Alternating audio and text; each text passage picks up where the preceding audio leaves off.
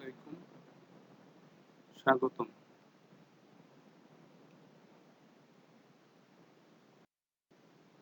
আজকের এই অনলাইন ক্লাসে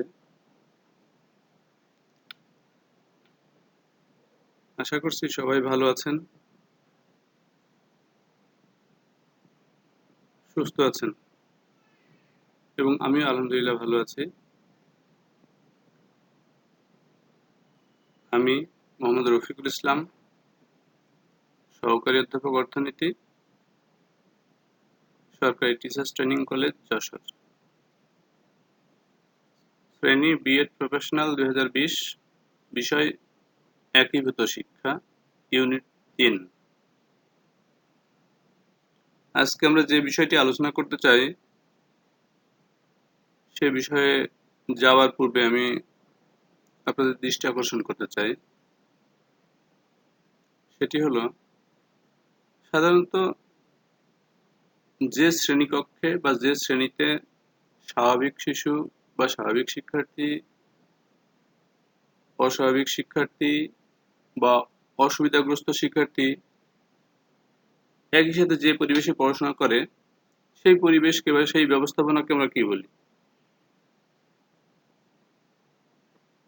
আমি একটু আপনাদের ধারণা জানতে চাই। জি, আপনারা উত্তর সঠিক বলেছেন, সেটাকে একীভূত শিক্ষা। তাহলে আজকে আমাদের পাঠ একীভূত শিক্ষায় শিক্ষক শিক্ষার্থী, শিক্ষার্থী শিক্ষার্থী সম্পর্ক, একীভূত শিক্ষণবান্ধব পরিবেশ গঠনের প্রতিবন্ধকতা ও উত্তরণের উপায়। শিখন ফল। আমরা এই বিষয়ে পাঠ নেবার পরে যে বিষয়টি জানতে পারবো বা যে বিষয়গুলো জানতে পারবো তার মধ্যে ক, একীভূত শিক্ষণবান্ধব পরিবেশ কি তা বলতে পারবে। খ, এক্ষেত্রে শিক্ষক শিক্ষার্থী, শিক্ষার্থী শিক্ষার্থী সম্পর্কের প্রকৃতি লিখতে পারবে।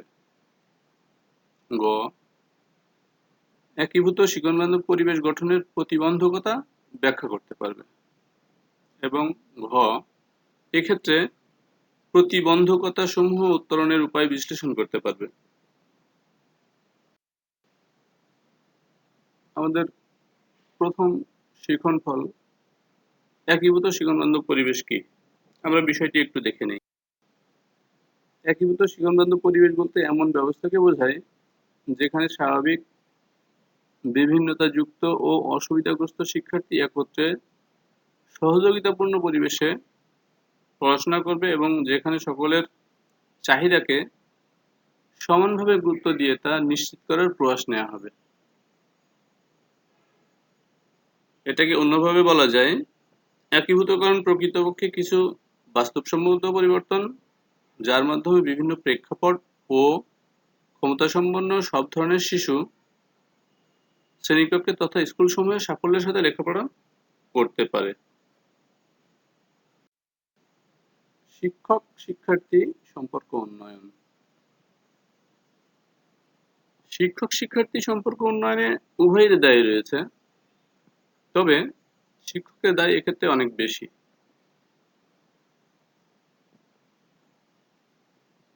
ক, শিক্ষার্থীকে সন্তান শ্রেণী তদারক করা। খ, শাসন যেন নিষ্ঠুর না হয়। গ, কোনো ভুল হলে তা শোধরানোর সুযোগ দেয়া। এই বিষয়টি আমাদের মাথায় রাখা দরকার, কারণ আমরা অনেক সময় শিক্ষার্থীদের ছোটখাটো ভুলগুলো শোধরানোর সুযোগ দিতে চায় না, যেটি অমানবিক। ঘ, সময় উপযোগী পরামর্শ দেয়া। ঙ, ভবিষ্যৎ ক্যারিয়ার তৈরির পথ দেখানো। চ, সত্য বলার অভ্যাস করা। এক্ষেত্রে শিক্ষক নিজে সর্বদা সত্য পথে থাকবেন, সত্য বলবেন এবং শিক্ষার্থীদেরকেও সেই পথের দীক্ষা দিবেন। ছ, ভুল হলে অকপটে স্বীকার করা। এটিও আরেকটি ভার্সু। আমরা ভুল অনেক সময় ইগনোর করি, সেটা নিজের হোক, বিশেষ করে নিজের ক্ষেত্রে আমরা ইগনোর করার চেষ্টা করি, কিন্তু এটি ঠিক নয়। ভুল আমার হোক বা অন্যের হোক, সেটা আসলে স্বীকার করতে হবে। কোনো ধরনের শঠতা বা প্রতারণার আশ্রয় না নেওয়া। ঝ, শিক্ষককে পিতার মতো শ্রদ্ধা করা। ইয়, পড়াশোনার বাইরেও শিক্ষকের আদেশ নিষেধ মেনে চলা। ট, পরস্পরের সম্মান নষ্ট হয় এমন কাজ থেকে বিরত থাকা। ঠ, কাউকে হেয় বা অপদস্থ না করা। ড, সর্বাবস্থায় পরস্পরের কল্যাণ কামনা করা। ঢ, বস্তুগত প্রাপ্তিকে আমলে না নিয়ে নিঃস্বার্থভাবে কাজ করা। মূর্ধন্য, সততা, ন্যায়পরায়ণতা ও সৌজন্যতা বজায় রাখা। এবারে আমরা দেখতে চাই শিক্ষার্থী সম্পর্ক উন্নয়ন। শিক্ষার্থী সম্পর্ক উন্নয়নে করণীয় হলো: ১, পারস্পরিক শ্রদ্ধা ও বিশ্বাস থাকা। ২, পড়াশোনায় একে অন্যকে উদারভাবে সহযোগিতা করা। ৩, কোনো ধরনের কপটতা, শঠতার আশ্রয় না নেওয়া। কোনো বিষয়ে সন্দেহ হলে খোলামেলা আলোচনা করা।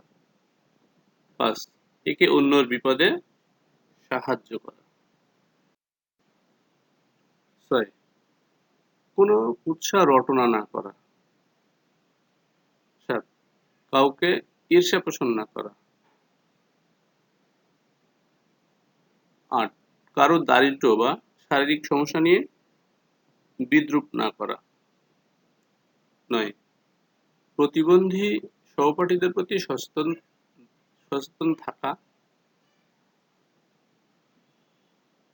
১০, সর্বদা পরস্পরের কল্যাণ ও মঙ্গল কামনা করা ইত্যাদি।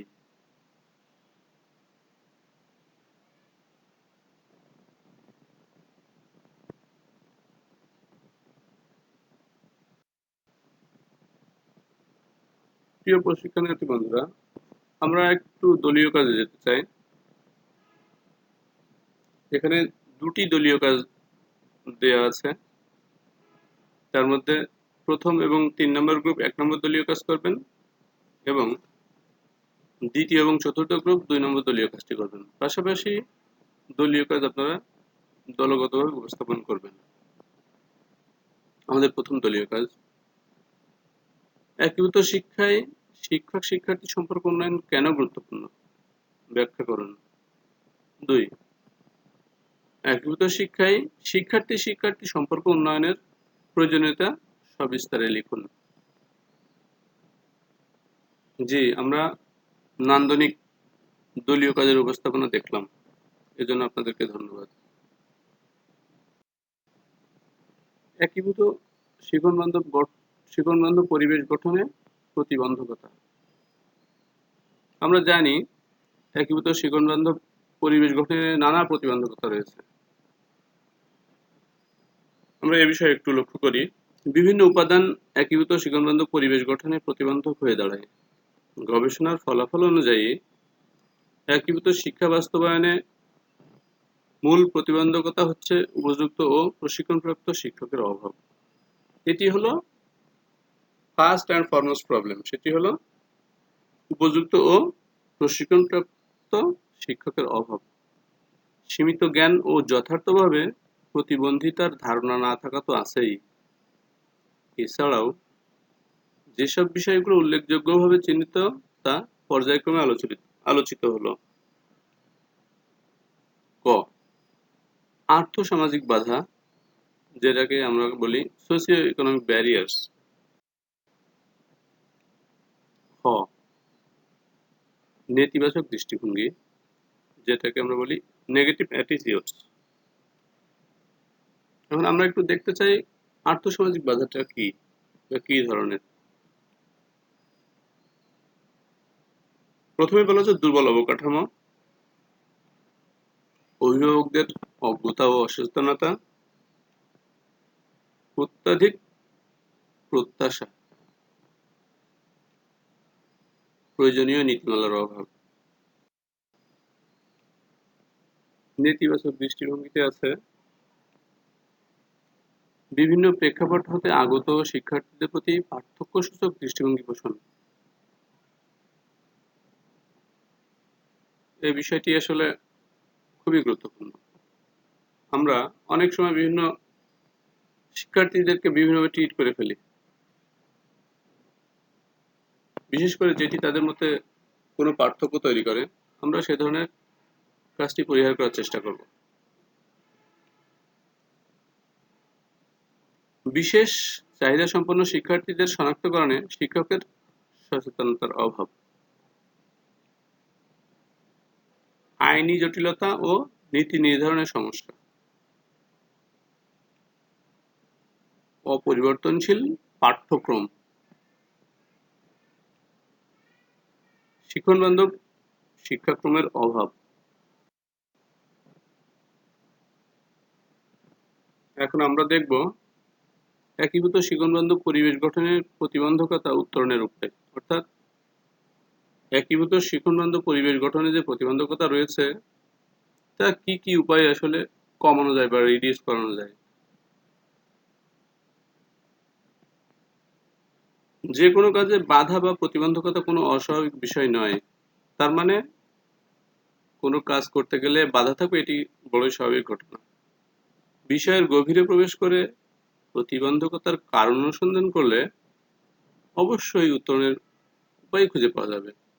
এক্ষেত্রে নিম্নবর্ণিত বিষয়গুলো গুরুত্বপূর্ণ। ১. সংশ্লিষ্টদের মাঝে আত্মসচেতনতা বৃদ্ধি করা। ২. একীভূত শিক্ষা সম্পর্কে ইতিবাচক প্রচারণা তৈরি। ৩. শিক্ষকদের একীভূত শিক্ষার উপর বিশেষ প্রশিক্ষণের ব্যবস্থা। এটি বেশ গুরুত্বপূর্ণ একটি পয়েন্ট। অর্থাৎ আমরা যারা শ্রেণীর শিক্ষক, আমরা যারা পাঠদানে নিয়োজিত থাকি, আমাদেরকে আসলে একীভূত শিক্ষার উপর যথেষ্ট প্রশিক্ষণের ব্যবস্থা করা দরকার। ৪ নম্বর, শিক্ষক, অভিভাবক ও শিক্ষার্থীদের নিয়ে মাঝে মাঝে সভা করা। ৫. একীভূত শিক্ষার বিষয়টি মনোবৈজ্ঞানিকভাবে চিন্তা ভাবনা করা। ৬. পাঠ সংশ্লিষ্ট উপকরণ সংগ্রহ, ব্যবহার ও সংরক্ষণের ব্যবস্থা করা। ৭. মাঝে মাঝে বিশেষজ্ঞদের আমন্ত্রণ করে তাদের মতামত শোনা। ৮. এ সংক্রান্ত সরকারি আদেশ নিষেধ মেনে চলা। একীভূত শিক্ষায় ব্যবহৃত অংশগ্রহণমূলক শিখন শেখানোর পদ্ধতিসমূহ। অংশগ্রহণমূলক পদ্ধতি ও কৌশলসমূহ সকল ধরনের পাঠের জন্য প্রযোজ্য হলেও একীভূত শিক্ষার ক্ষেত্রে অনেক বেশি কার্যকর হতে পারে। এক্ষেত্রে নিম্নবর্ণিত পদ্ধতি ও কৌশল ব্যবহৃত হয়। ১. একক কাজ ব্রেইন স্টর্মিং। ২. জোড়াই কাজ। ৩. দলগত কাজ। ৪. গল্প বলা। ৫. বিতর্ক আয়োজন। ৬. পোস্টবক্স পদ্ধতির ব্যবহার। ৭. এফজিডি অর্থাৎ focus group discussion. ৮. Expert jigsaw পদ্ধতির ব্যবহার বা এক্সপার্ট জিগস পদ্ধতির ব্যবহার। প্রশ্নোত্তর, পরেরটা হলো প্রশ্নোত্তর পদ্ধতির ব্যবহার। এরপর আছে শিক্ষায় প্রযুক্তির ব্যবহার, ভিপ কার্ড, পোস্টার পেপারের ব্যবহার।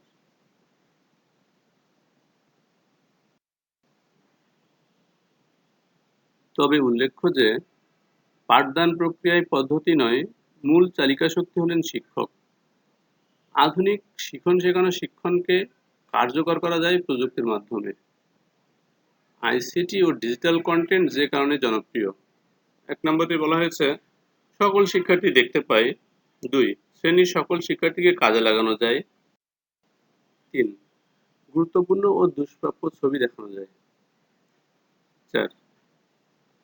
প্রয়োজনে ভিডিও প্রদর্শন করা যায়। ৫. একই সাথে বোর্ড ব্যবহার সহ অন্যান্য কাজ করা যায়। ৬. অ্যানিমেশন ও রঙের মাধ্যমে পাঠের গুরুত্বপূর্ণ অংশ ব্যাখ্যা করা যায়। আমরা যদি পাঠের কোনো নির্দিষ্ট অংশ ব্যাখ্যা করতে চাই তাহলে সেগুলোতে আমরা অ্যানিমেশন ব্যবহার করি, অনেক সময় রঙের ব্যবহারও করি। সেই বিষয়গুলো পার্টিকুলারলি ব্যাখ্যা করা যায়। সকল শ্রেণীর শিক্ষার্থীর নিকট এটি গ্রহণযোগ্য করা যায়।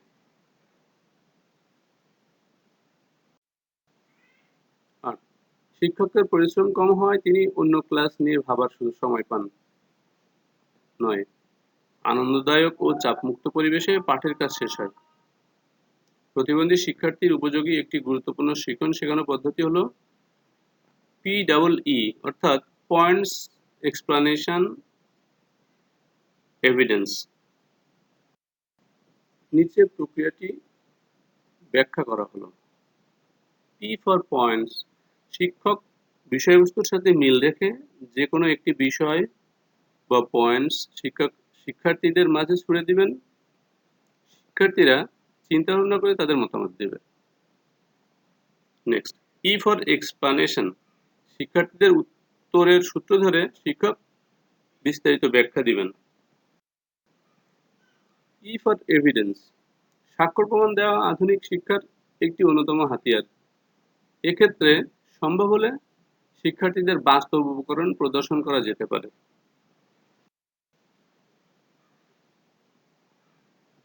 আমরা এখন একটু মূল্যায়নে যেতে চাই। এখানে বেশ কিছু প্রশ্ন আছে। 1 নম্বরে বলা হয়েছে একীভূত শিক্ষণবান্ধব পরিবেশ কি? জি, উত্তর সঠিক আছে। আপনারা বলেছেন সবার জন্য শিক্ষার সমান পরিবেশ সৃষ্টি করা। 2, শিক্ষক শিক্ষার্থী সম্পর্ক উন্নয়নে কার দায় বেশি? জি, মাঝের বেঞ্চ থেকে আপনি। জি, সুমন, আপনার উত্তর সঠিক হয়েছে। আপনি বলেছেন শিক্ষকের, অর্থাৎ শিক্ষক শিক্ষার্থী সম্পর্ক উন্নয়নে শিক্ষকের দায়ই বেশি। 3 নম্বর, ডিজিটাল কন্টেন্ট কেন গুরুত্বপূর্ণ? সর্বশেষ বেঞ্চ থেকে মনির। জি, আপনার উত্তর সঠিক হয়েছে। আপনি বলেছেন আনন্দের সাথে ও চাপমুক্ত পরিবেশে শেখা যায়, অর্থাৎ ডিজিটাল কন্টেন্ট যদি আমরা ব্যবহার করি তাহলে আমরা যেমন আনন্দের সাথে শিখতে পারবো, পাশাপাশি পরিবেশটা চাপমুক্ত থাকবে। প্রিয় প্রশিক্ষণার্থী বন্ধুরা, আজকে আমরা একীভূত শিক্ষণবান্ধব পরিবেশে বেশ কিছু বিষয় জানার চেষ্টা করেছি। এক্ষেত্রে শিক্ষক শিক্ষার্থী সম্পর্ক উন্নয়ন, শিক্ষার্থী শিক্ষার্থী সম্পর্ক উন্নয়ন এবং এ ধরনের পরিবেশের যে প্রতিবন্ধকতাগুলো আছে, পাশাপাশি সে প্রতিবন্ধকতাগুলো আমরা কিভাবে উত্তরণ ঘটাতে পারি সে বিষয়ে আমরা মোটামুটি জানার চেষ্টা করেছি। পাশাপাশি আমরা বাসায় ফিরে যদি কিছু বইপত্র দেখাশোনার চেষ্টা করি, স্টাডি করার চেষ্টা করি, তাহলে বিষয়টি আরো পরিষ্কার হবে। ঠিক না বন্ধুরা? আচ্ছা, তাহলে আমরা কি এখন একটা বাড়ির কাজ নিতে পারি? জি, অবশ্যই। আমাদের বাড়ির কাজ, আর্থসামাজিক বাধা কেন একীভূত শিক্ষার অন্যতম প্রধান প্রতিবন্ধক বিশ্লেষণ করুন। আমি আবার বলছি, আর্থসামাজিক বাধা কেন একীভূত শিক্ষার অন্যতম প্রধান প্রতিবন্ধক বিশ্লেষণ করুন। ধন্যবাদ। আজকের মতো আমরা এখানে শেষ করছি। আল্লাহ হাফেজ।